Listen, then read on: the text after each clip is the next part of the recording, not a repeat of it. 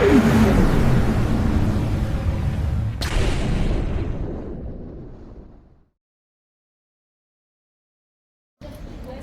donc en fait, c'est l'histoire d'un mentaliste qui a commencé à percer dans les années 80. Voilà, il commençait à se faire son nom, il faisait ça le comble et tout ça, puis il y avait beaucoup de journalistes qui parlaient de lui. Et tu sais, enfin je sais pas si vous vous rappelez, dans les années 80, il y avait beaucoup de charlatans, de médiums et tout ça, et qui truandaient des personnes, en fait, tout simplement. Et il y avait des magiciens, souvent sur les plateaux télé, qui dénonçaient ces personnes-là et qui leur disaient voilà comment ils faisaient leur tour, comment ils faisaient pour tricher et c'était souvent en échange d'argent et tout ça, bref. Et donc ce magicien qui se faisait appeler Zoltar, il avait une particularité, c'est que personne n'arrivait à trouver comment il faisait, même les plus grands magiciens. Et son don, comme il aimait bien dire en fait, c'est qu'il arrivait à prédire en fait un futur proche. Et donc en fait, un jour, il y a des journalistes qui commençaient à être de plus en plus intrigués et ils lui ont lancé un défi. Son défi, c'était d'arriver dans un plateau télé, voilà, en direct et en présence de magiciens, de physiciens,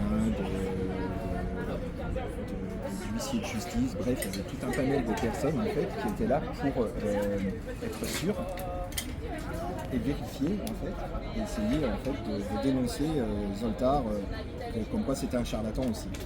Et donc en fait ils m'ont dit voilà, on te lance ce défi là, c'est-à-dire que tu vas devoir prédire des réponses à des questions qu'ils vont aimer à l'avance.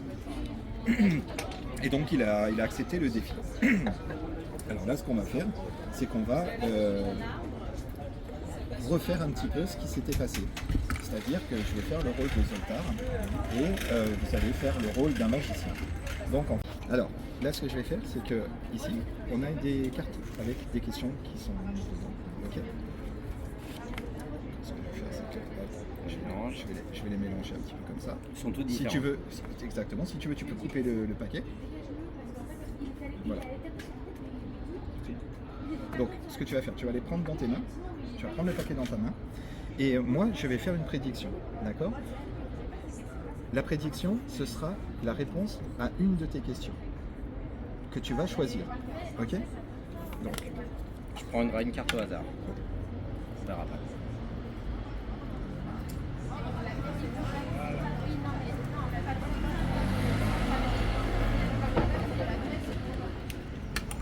là, je vais le plier en deux. Là, je tourne. Il y a un joujou toujours. Là, je le mets ici dedans. Et toi, tu vas être la garante de ce qu'il y a ici. Ce que tu vas faire, c'est que tu vas déposer sur ma main chaque carte face en l'air. Et quand tu le voudras, tu t'arrêteras.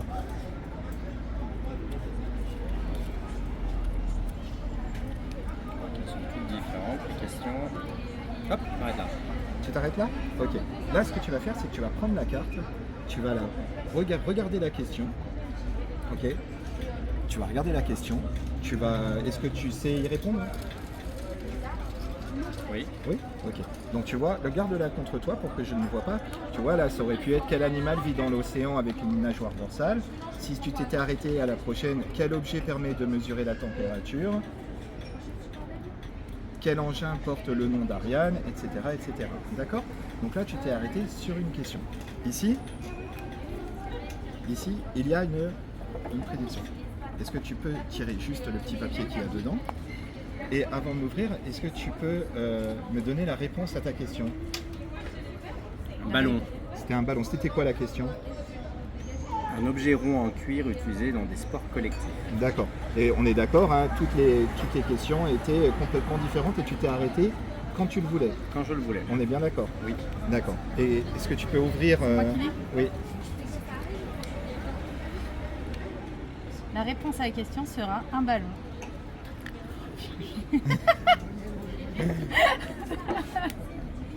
Ok.